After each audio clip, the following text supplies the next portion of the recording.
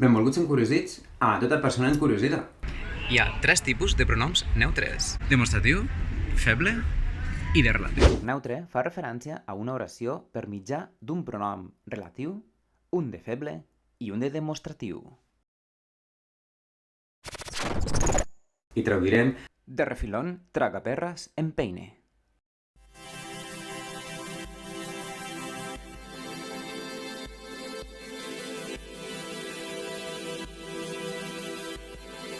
Això, allò, ho farem de la millor manera possible.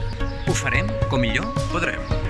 El fet de dissenyar una major freqüència de pas del transport públic, El qual ara passa més sovint, la qual cosa n'ha augmentat significativament l'ús. exemples amb preposició més pronom demostratiu neutre.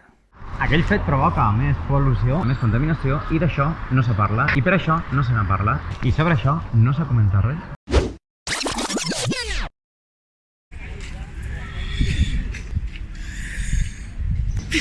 De viatge, de refilón. Ai, quin patiment. No em queden diners perquè vinc de jugar amb les curabutxaques. Empenya, empeine.